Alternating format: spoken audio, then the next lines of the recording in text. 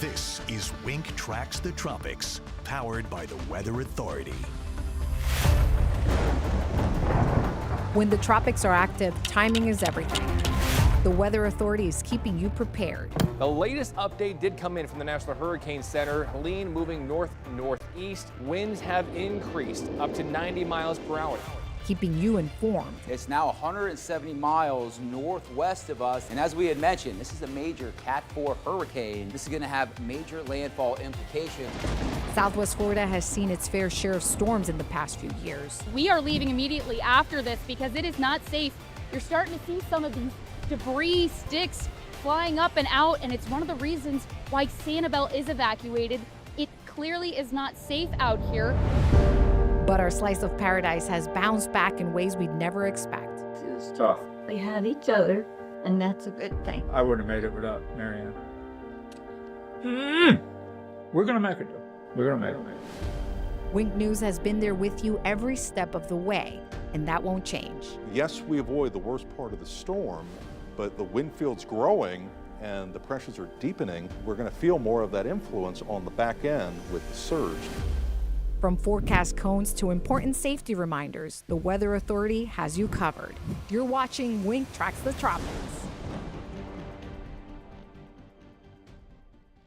All right, welcome in and happy Tuesday, everyone. Thank you guys so much for tuning in to today's edition of Wink Tracks the Tropics. Yes, we continue to track the tropics. The month turns to November, and I like what I see right now. Things are quiet in the tropics. That's the way we like it. I think we're going to see a little bit more of that throughout this month. Again, the end of a hurricane season officially is the last day of this month, so the end is in sight. There is still a few things that we're watching for, especially long term, and I think today most of what we're talking about is going to be that, especially kind of some of the hot spots that we kind of keep a little bit of a closer eye on as we head towards the month of November, right? Because not a lot of attention goes out in the middle of the Atlantic anymore. That kind of starts to shut down. If we do see any activity, most of that will typically be in the Caribbean and perhaps even the Southern Gulf. So lots to watch for there. I'm going to break that all down for you. And luckily for me, I have an amazing cast to join me today. Let's go ahead and pop them up real quick. We have meteorologists Oceana Hayden and Zach Malak here with me. How are you guys doing today? Welcome back, Josh. Hey, thank you. I am glad to be back. How'd you guys fare late last week and early this week? We held down the fort, Oceana and I, on a Friday. I thought it was a really exuberant and uplifting episode of Wing Tracks the Tropics. Yeah. You missed a great one. Halloween edition. I think you missed the best one that we had. I almost got the Wi-Fi package just so I could watch those 2 days. But you guys did great. I heard you covered a little bit of what we've seen so far this season, and we'll definitely touch on that again within the next few weeks here. Again, today is going to be focused a little bit more so on kind of what we're looking ahead towards over the next couple of weeks. So if you want, let's go ahead and pop up those graphics. I'll dive right into it. Why don't I start with the good news, right? Because something that we always like to see on Weather 2 is what we're going to love to see is this right here. Nice and quiet across the Gulf, Atlantic, and Caribbean. And guess what? We're expecting it to stay that way over the next 7 days. No new tropical development is expected over the next 7 days. That is, of course, according to the National Hurricane Center. Now, let's talk a little bit about the hurricane season overall. When do we see most of the activity? The peak of the hurricane season is certainly August, September, and October.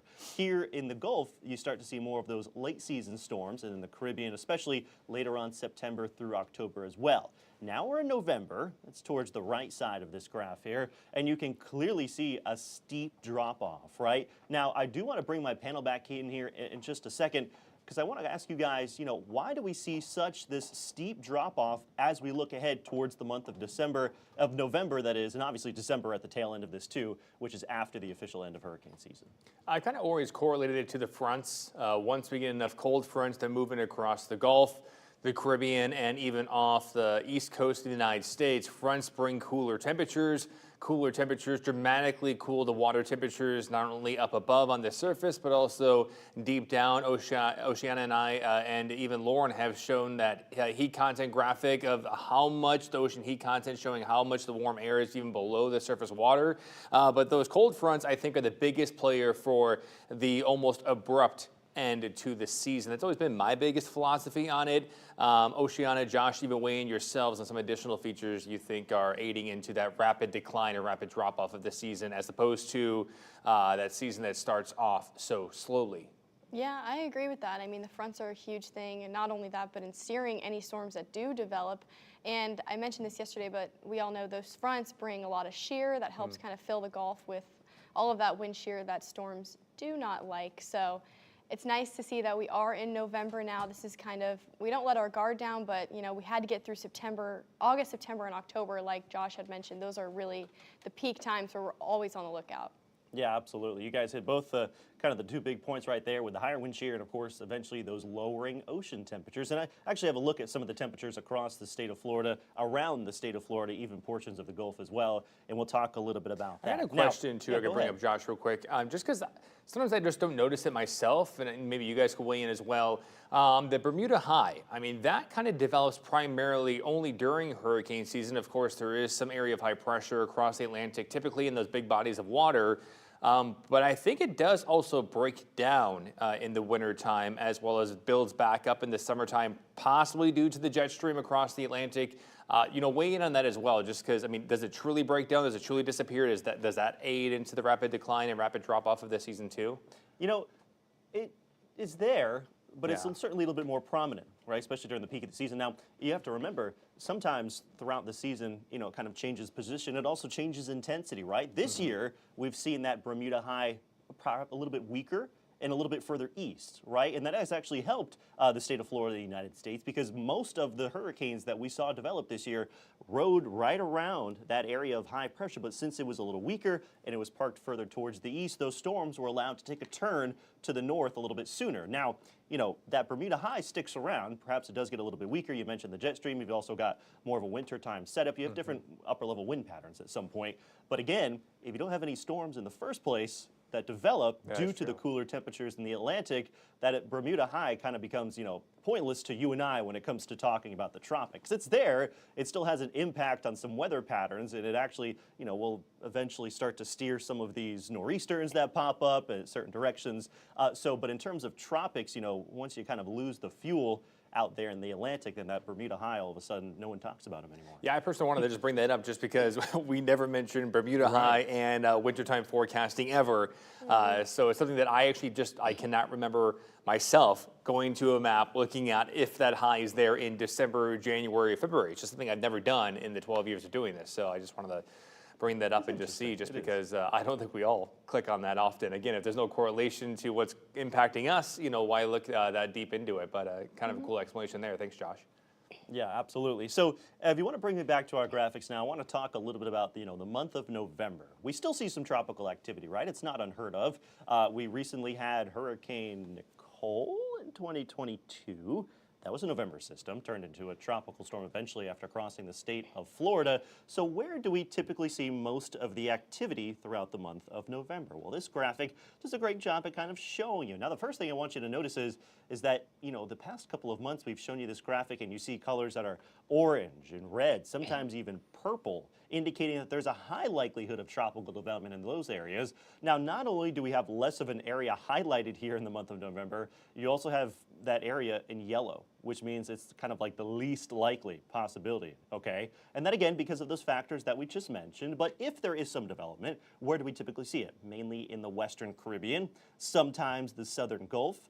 The southwestern Atlantic can kind of get going still there near the Bahamas. Nicole had a similar kind of origin story there. But besides that, I mean, the chances of tropical development, again, significantly decrease throughout the month of November. So with that said, let's go ahead and look ahead, right? We have that extended tropical outlook that's given to us by the Climate Prediction Center. Now, the last one, it's released weekly, right? So the last one that was released was actually on Tuesday of last week. We get a fresh update today, all right? That, believe it comes out at around 3 p.m., so we won't be able to see that until later on. And as I try to advance this graphic here, it's going to show you exactly what they're looking at as we look ahead towards, let's say, November 12th through November 18th. There is an area to watch. It's down in the Caribbean. No, it is not a worry right now, and I'll show you why that is.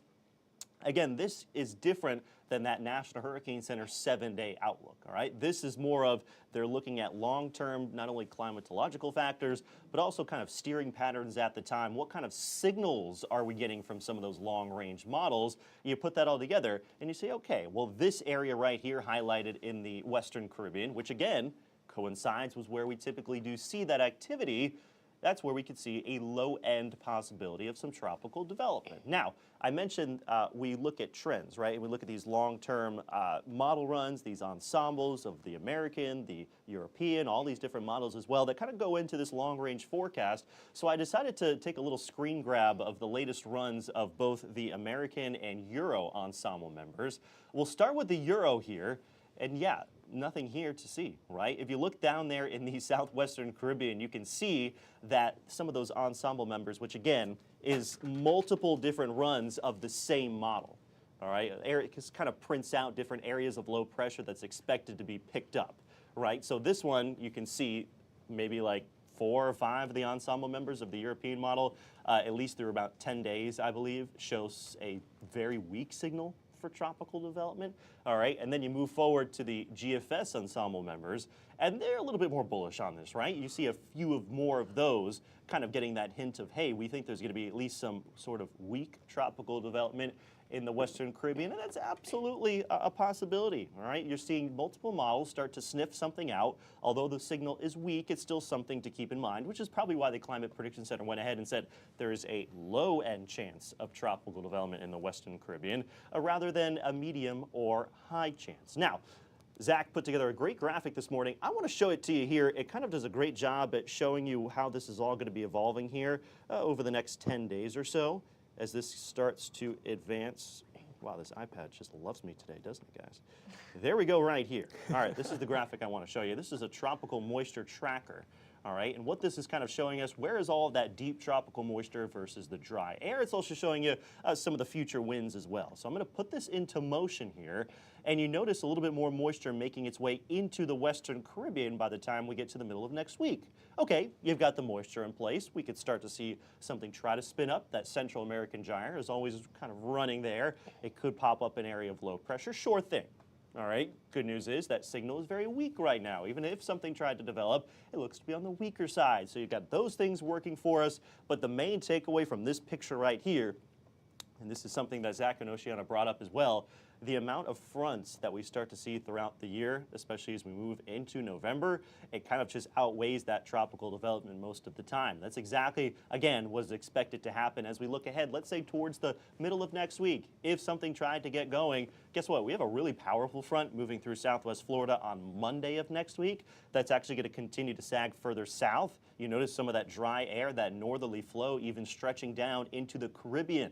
All right, as we just saw with Melissa, these cold fronts, these upper level troughs, are blockades for these tropical systems. So let's say something tried to get going in the middle of next week. Well, guess what? That front is going to say, sorry, the Gulf and the southwestern Atlantic is closed for business. So that's another thing that would be working in our favor. Again, the next name on the list, I'll just show you that real quick, is going to be Nestor, if anything develops. You want to share your thoughts on that? Oceana, you can kick us off. Yeah, I mean, I think we've said it a lot this season so far. We've gotten lucky with the fronts, and front season started early and it was continuous. We've had a lot of fronts already in the month of October, and as we go into November, we're tracking again that stronger one that you showed, and that does help to suppress any of that moisture in the Caribbean to really stay there, because with this front is not just a weak front, it's a strong front. It's going to bring those northerly winds. That's really going to help increase the shear in the Gulf. It's kind of, I know I've seen a lot of posts on Facebook saying that the Gulf is closed when that happens, and that's kind of true. Those fronts really do bring a lot of help in terms of steering the tropics and also suppressing any development. That's why we've been mentioning so much that, yeah, November, it's absolutely possible that we see development, but how far they get, that's kind of the anomaly there. Yeah, and kind of going back to just Meteorology 101 for all of our viewers right now, fronts are driven by the movement of the cold air. So when you have this cold, dense air moving behind that strong cold front that's moving in across the entire Gulf, Cold, dense air, dense meaning it's very heavy. It's kind of sitting at the Earth's surface. That doesn't allow much motion to rise upwards. When you have such a dense air mass, you're not going to get upward motion. You're not going to get thunderstorms. You're not going to get hurricanes. You're not going to get that. So when Oceana mentions, hey, the Gulf is closed because of these fronts, it's because of the movement of the cold air, and that cold, dense air kind of allows sinking motion versus rising motion. As air is rising, it does cool. If air is warmer up above, it sinks. And so that's kind of the biggest thing, that it warms. So you gotta have this cooling, warming feature, typically in the Gulf, in the water's edges. But then when you have these cold fronts, the cold, dense, heavy air kind of blocks anything away, doesn't allow anything to develop, and it's kind of a cool feature. And also, like Oceana mentioned, these fronts, we've seen them, I think we had our first weaker front, but our first front nonetheless in late September. Yeah. I mean, that was an early start to seeing fronts, and a bunch of our other fellow meteorologists across the state, from Tampa to Miami, even Orlando, mentioning that we are very much seeing our winter time pattern right now, with the consistency of the fronts, with the strength of the fronts, with how often these fronts are coming through. This is typically what we would see in a December, January, February pattern that is primarily being led right now. I think that's also why we're so dry so early currently, played by how many fronts we're seeing, and again, the consistency at which those fronts are arriving. Yeah, that dry season cuts off October 15th. It really took it literally this year. It did. I do want to remind everyone, this is an interactive platform. We love to see your questions and comments both on Facebook and YouTube as well. And you know, the next couple of weeks, I think it's a great time to kind of ask those questions that you've always had about hurricane season, especially when there's not as much activity out there. And again, we're not too concerned about, you know, attaching ourselves to one particular storm and talking a lot about it like we had to with Melissa, right? So again, great time to kind of ask any of those random questions, even if you think it's a silly question. There are no such thing as silly questions. So we'd love to see them. Speaking of, we've had a couple people chime in already today. Now, this is a good question, especially since we just had that graphic up with the name of hurricanes, and you guys can both add to this. The question is from Henry. Again, thank you, Henry. Will Melissa be retired? Yes. Yeah. I believe that they did add it to the list of M names that they retired. Goes along with Milton. They retire names that are catastrophic, that were catastrophic and devastating storms. And I did read that Melissa is on the list to be tossed out for future. And when do they typically go on to retire? This is an open-ended question because I forget. I don't know if it's before the season, during the season. You know, maybe during the in-between season. I mean, is there a typical time where they go, hey, we are fully retiring the name, or have they done that, and did I miss it, or is that something that they do later on as well? And obviously, I think they are going to retire Melissa because of obviously the devastation, the damage, as well as unfortunately the deaths that came along with it. Historically, any hurricane that creates as much damage, death, and impact, the name becomes a psychological trigger, quote unquote, and so they remove that just so we don't have a comparison to the devastation of that hurricane ever to be named that way again. Right, absolutely. In terms of when they officially do that, not quite sure. I don't know if they have yet. If they did, I missed it as well, but I wouldn't be surprised if they certainly said, hey, you know, the scope of this storm, obviously this one will be retired. Yeah, will be retired, and then they'll officially retire it. Typically in the off-season. I think it's usually in the off-season, probably in the winter time sometimes. When they release the official report from the storm, sometimes they do that makes as sense well. Too. Yeah. Other M names I'm just thinking of, obviously Hurricane Michael back in 2018, that one was retired. Oceana, you mentioned Milton as well. You know, this makes me think back, you know, to kind of like, when did they retire these names? Dahlia was not retired.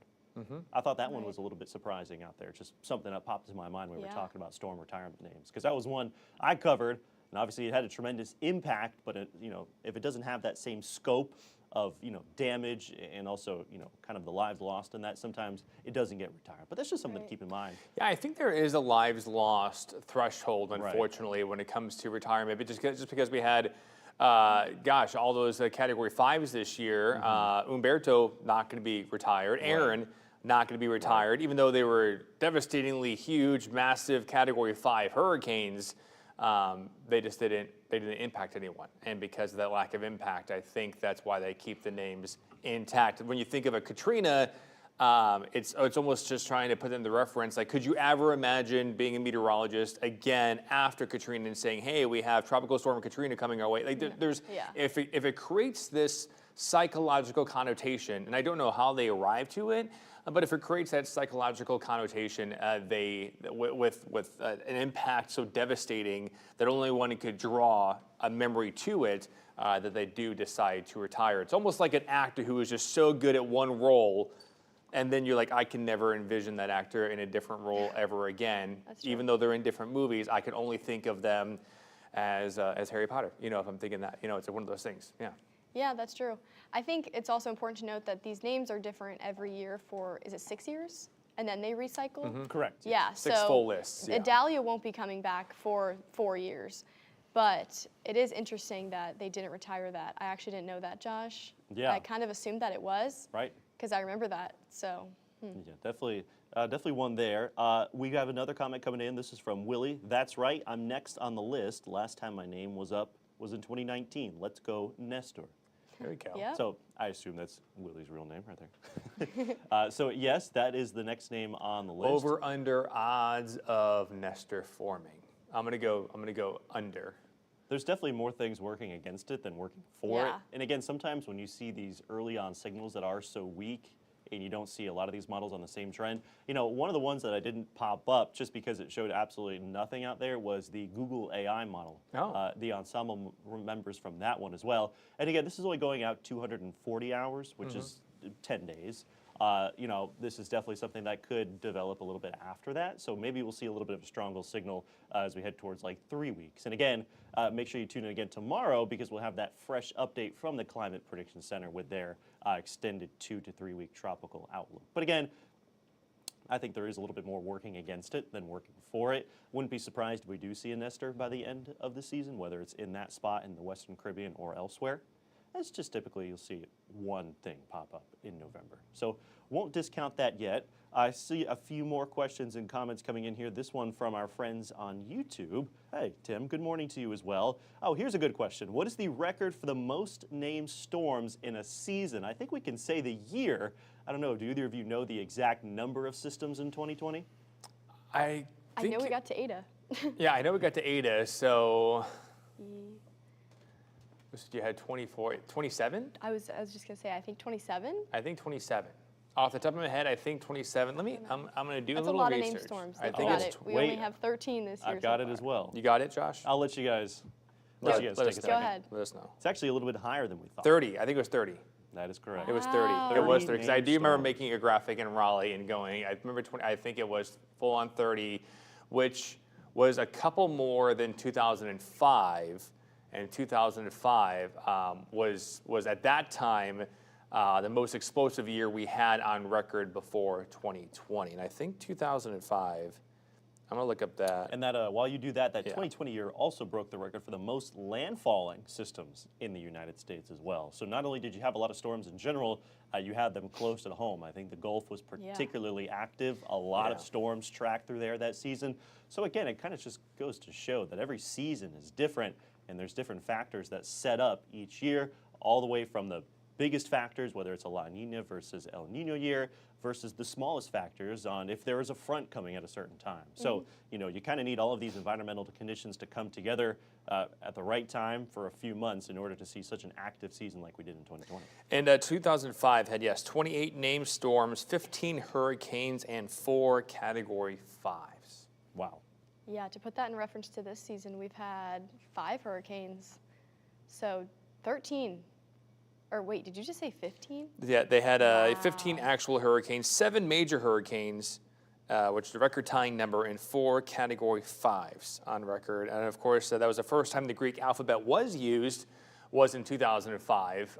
And then we went even farther into the Greek alphabet in 2020 with getting all the way to Ada. And I remember some of those other storms were impacting the northern part of the Gulf, even as Ada, as individual other Greek letters of the alphabet, which I think is what led to the National Hurricane Center to come up with a new subsequent list, because you're not going to start retiring Greek alphabet. Greek alphabet letters per se, versus you could retire a new name on the subsequent list. So kind of a smart idea by them to do that. But yes, 2005 had 28 named storms.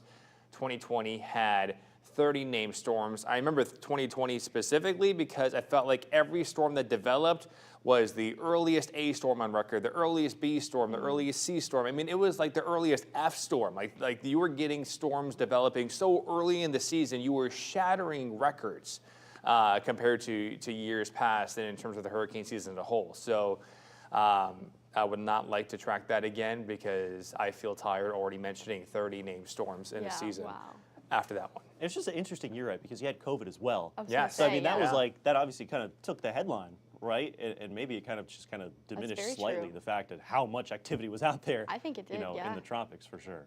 So there's one more point I want to get to today before we do final thoughts in just a minute. It goes to the point that we were talking about earlier with all these fronts moving through. Obviously, the big thing that we like about those fronts, besides it feels nice outside, is they are those tropical system blockers. But they also do something else in addition to that, right? They actually help to lower some of the sea surface temperatures. And here is the latest check at some of the water temperatures surrounding the state of Florida and down to the Gulf as well. Now, you notice that all of that cold air, once it does make it over the ocean, it does kind of start to block itself a little bit, right? Doesn't like to travel too far over the open ocean waters, but a little bit closer to the coast, you get just a little bit of that land breeze that kicks in sometimes now. Yeah, it's really starting to cool down. And along the Florida Big Bend coast, you got water temperatures down into the mid-70s. Down here, you got water temperatures a little bit closer to 80 degrees, making their way down into the 70s in some spots. Again, if you look further south, that's where you still see those water temperatures that are warm enough to